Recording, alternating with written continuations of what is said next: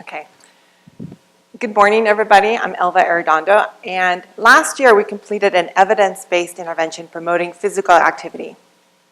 And we're in the process of collecting formative data to inform an implementation study because we didn't do as good of a job in actually engaging the church leadership. So Faith in Action was a randomized controlled trial promoting physical activity among church-going Latinas, and we engaged promotores or lay health advisors to implement program activities in their church.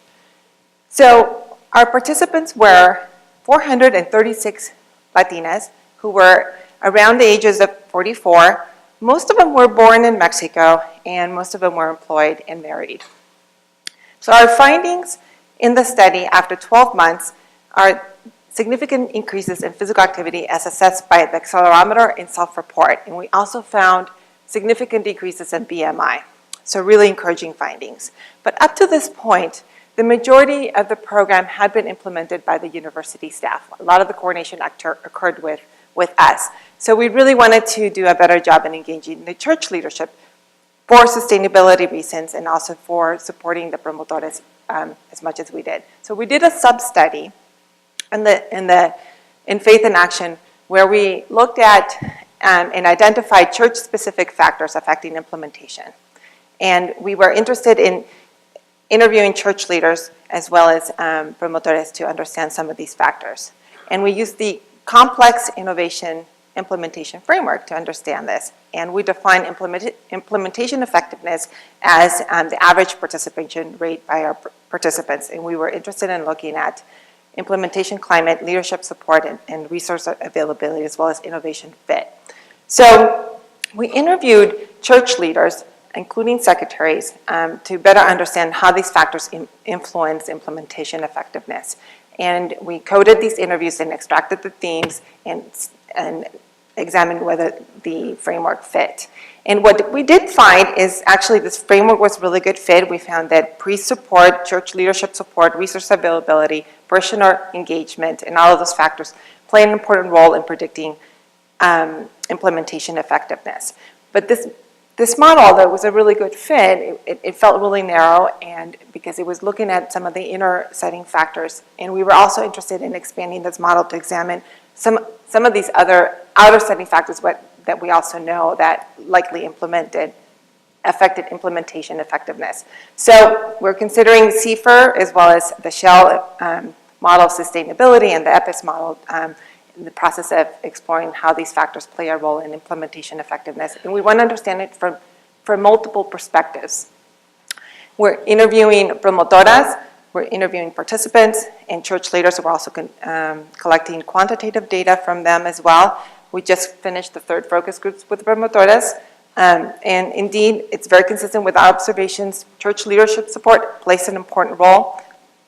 We asked them, could they envision other organizations partnering with the church leadership and promoting physical activity in the church? We also asked them about what some of the barriers in implementing the program were. We are asking participants, are they still engaging in physical activity after we finish the program? What barriers are they encountering in engaging in physical activity? We're also asking the church leaders a number of questions, especially regarding the outer setting. What other organizations can they envision partnering to support some of these program activities? What barriers did they encounter in implementing Faith in Action? So what we're finding with our promotoras is that they're telling us that church leadership is an important variable in supporting their activities, and that made a difference in terms of accessing resources in the larger community. We also suggested, other events that we should have at the organization as well. So we're using these data to inform an implementation study that's going to be focused on training the church leadership and engaging the organization a little bit more than we did in the evidence-based intervention. And eventually, that will help us develop a dissemination grant. So I'd like to acknowledge my collaborators whose work has been essential in making this all happen. Thank you very much. All right, thank you. Once again, I have time for one question. Okay.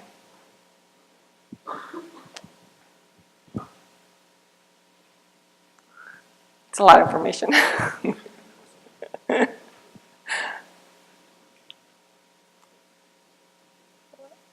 Yes. Here we are. Hold on one second. There's a microphone coming to you. Thanks for the amazing presentation. Thanks, Ida. I was just wondering, it seems that a lot of your research and the first stages of implementation research are based on interviews and qualitative studies, and that's very time consuming and a lot of times undervalued, I guess, in the field. And so I was wondering if you have any thoughts about that, getting that research published and accepted by journals and things like that. Thanks. And that is the goal, that the lessons that we're learning and how to better engage the organization and the church leadership should be information that would be, I think, of value in terms of dissemination. So we are, that takes a lot of work. I mean, but fortunately we have relationships with the church leaderships and a lot of the promotoras, so we're able to conduct these focus groups and better understand how some of these constructs from these frameworks that we're using play a role in implementation. But yeah, we're doing the focus groups, interviews, surveys, and we're in the process of transcribing the focus groups.